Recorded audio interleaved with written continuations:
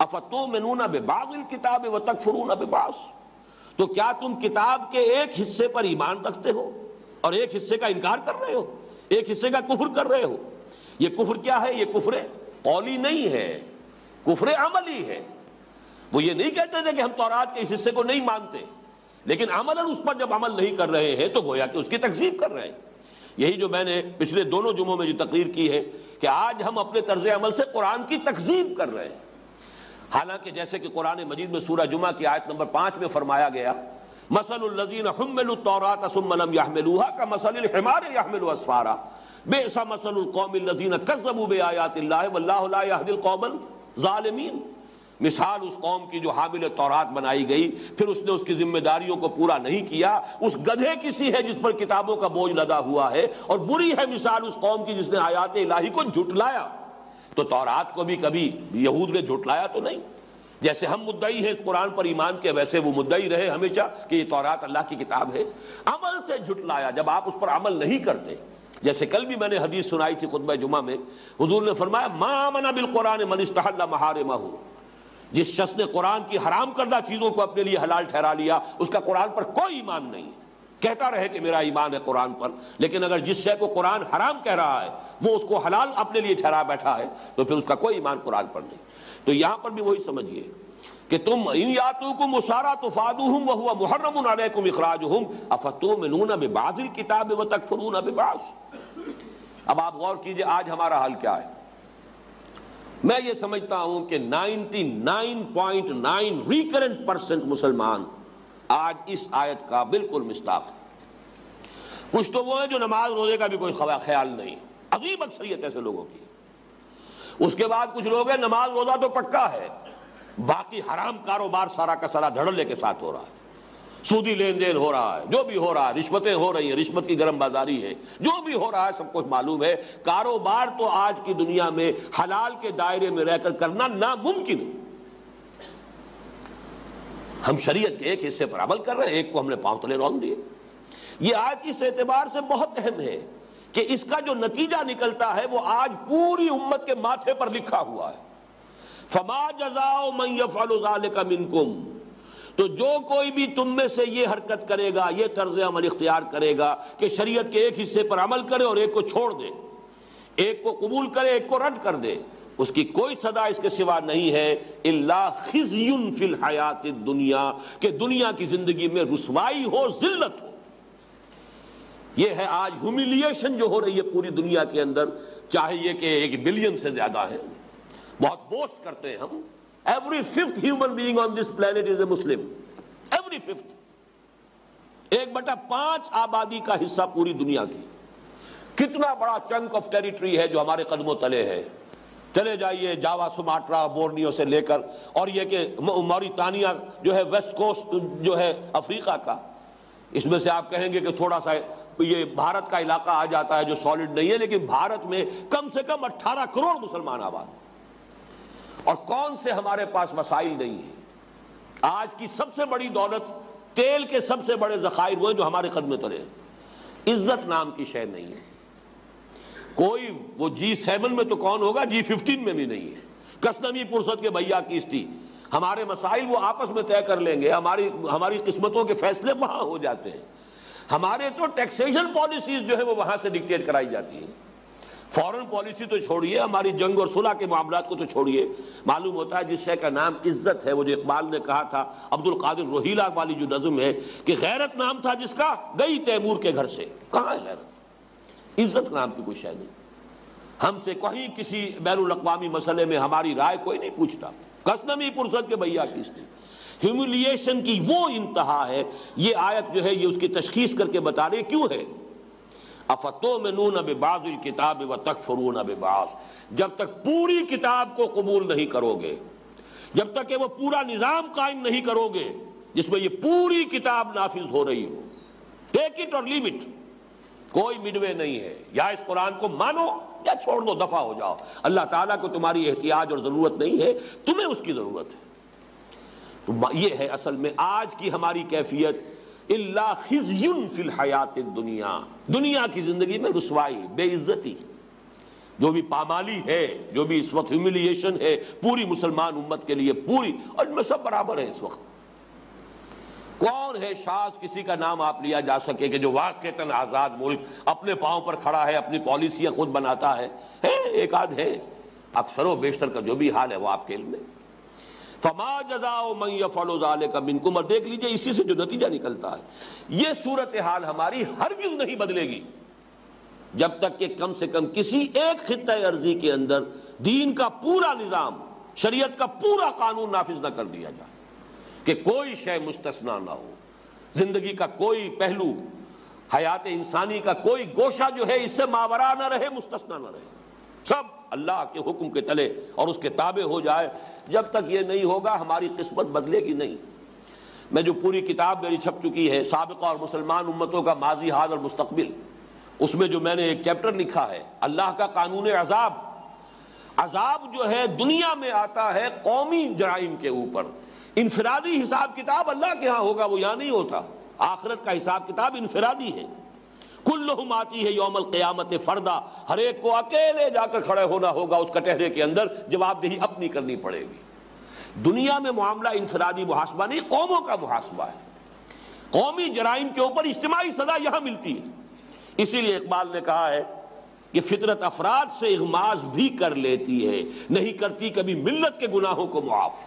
افراد سے اغماض اس لیے کر لیتی ہے کہ وہ تو آخرت کا معاملہ ہے، وہاں آ کر ہر ایک کو پورا حساب کتاب مل جائے گا، ہر ایک کا کارنامہ زندگی اس کے سامنے ہوگا۔ اقرا کتابک کفی بنفسک الیوم علیک حسیبا، لو بھائی خود ہی اپنا حساب دیکھ لو، تم ہی کافی ہو، تم ہی جمع جوڑ کر لو، کسی اور کی محاسب کی ضرورت ہی نہیں۔ لیکن اجتماعی معاملات یہاں طے ہوتے ہیں، اور وہی ہے جو ہمارے ساتھ ہو رہا ہے۔ ضربت علیہم الذلۃ والمسکنۃ وباؤوا بغضب من اللہ، میں نے اپنی اس کتاب میں یہی تو لکھا ہے۔ اس آیت کے مصداق تو آج مسلمان ہیں، یہودی تو نہیں ہے۔ یہودی کل 14 ملین ہے اس وقت دنیا کے اندر، 1.5 کروڑ بھی پورا نہیں، ہم اس سے 100 گنا ہیں، لیکن اس کا اثر، اس کا نفوذ، پوری دنیا کا مالیاتی نظام، پھر یہ کہ دی سول سپریم پاور آن ارتھ، وہ فرنگ کی رگیں جہاں پنجہ یہود میں ہے وہ ان کے قبضے میں ہے۔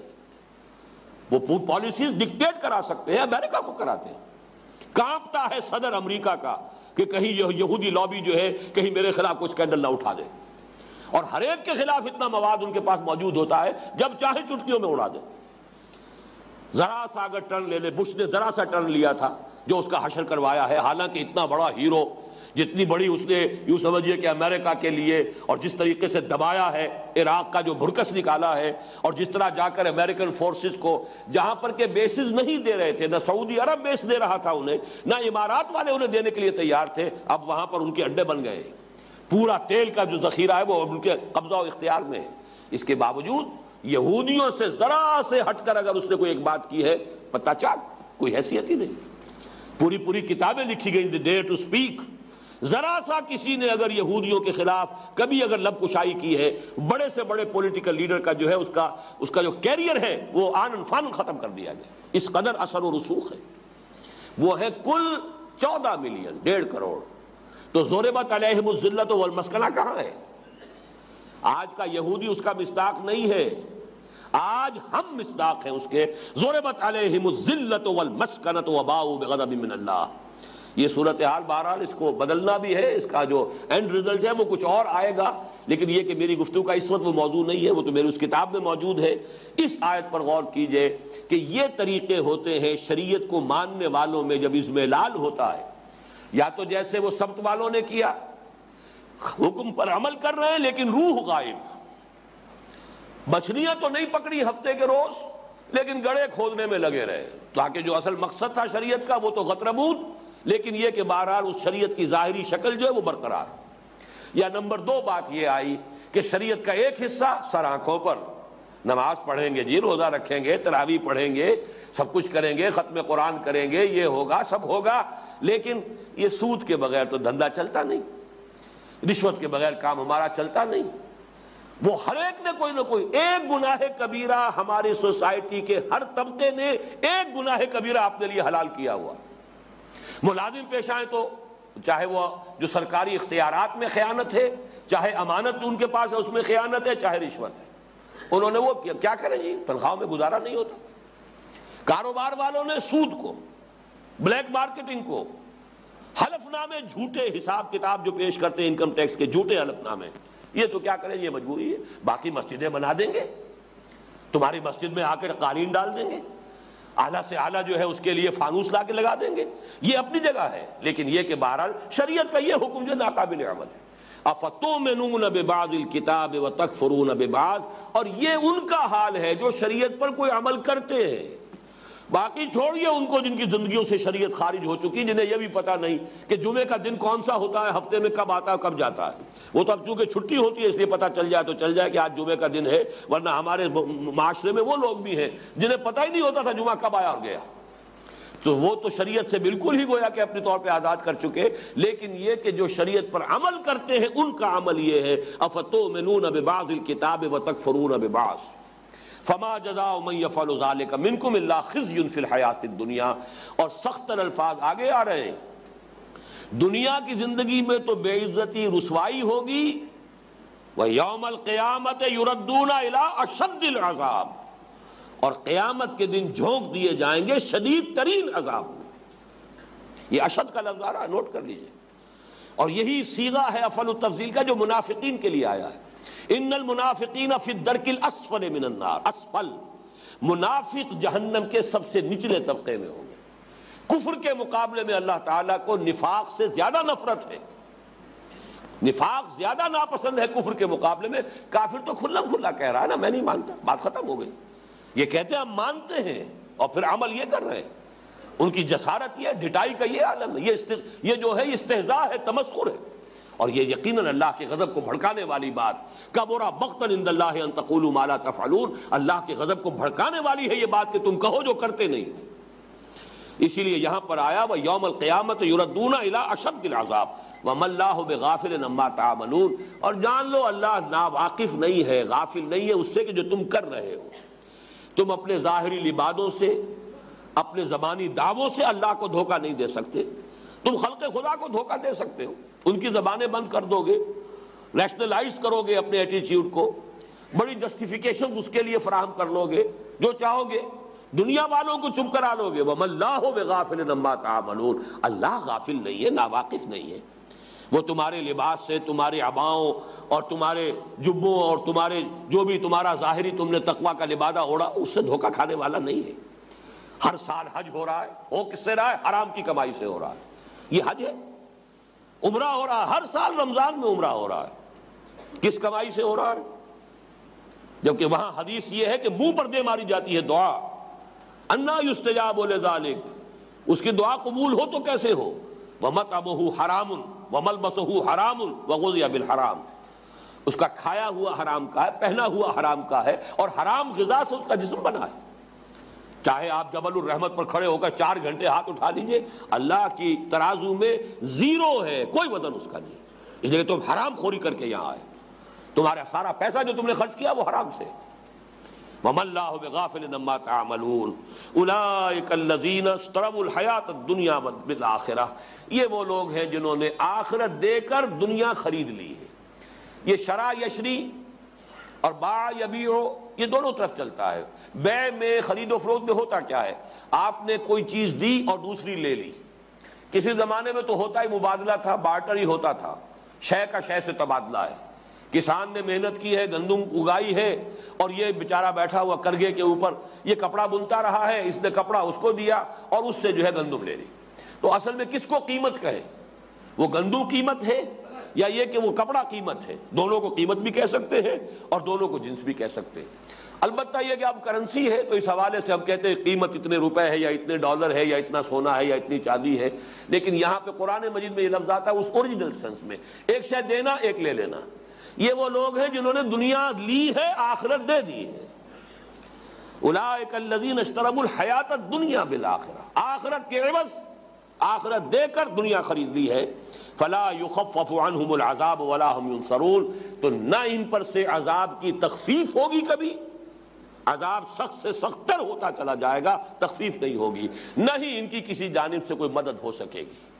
اللہ تعالیٰ سے پناہ مانگیے اور دعا کیجئے کہ اللہ تعالیٰ ہمیں دین پر لیکن پورے پورے دین پر ادخلوا فی السلم کافہ، پورے دین پر عمل پیرا ہونے کی توفیق عطا فرمائے۔ اور اگر بالفرض کسی کے لیے اس وقت پورے دین پر عمل کرنا ممکن نہیں ہے، دین کا ایک حصہ وہ ہے جو میرے اختیار ہی میں نہیں ہے، میرے اختیار میں نہیں ہے کہ چور کا ہاتھ کاٹ سکوں جب تک کہ نظام نہ بدلے اور یہ قانون نافذ نہ ہو، لیکن جو چیز میرے اختیار میں ہے اس وقت، چاہے اس میں بھوک آ جائے کوئی پرواہ نہیں، وہ تو وَلَنَبْلُوَنَّكُمْ بِشَيْءٍ مِّنَ الْخَوْفِ وَالْجُوعِ وَنَقْصٍ مِّنَ الْأَمْوَالِ وَالْأَنفُسِ وَالثَّمَرَاتِ، اس کی تو پیشگی تنبیہ موجود تھی۔ لیکن یہ ہے کہ جو میرے اختیار ہی میں نہیں ہے اس کا کفارہ ادا ہوگا، تن من دھن لگا دو اس نظام کو بدل کر اس نظام کو قائم کرنے میں، یہ گویا کہ تمہاری جد و جہد کفارہ بن جائے گی۔ اللہ تعالیٰ اسے قبول کرے گا کہ میرے اس بندے نے اس غلط نظام کے اندر پھلنے اور پھولنے پر اپنی محنتیں صرف نہیں کی ہے، بلکہ میرے اس بندے نے اس نظام کو بدلنے پر اپنی تمام توانائیاں صرف کر دی ہیں، یہ کفارہ ہوگا اس کا۔ اقول قولی ھذا واستغفر اللہ لی ولکم ولسائر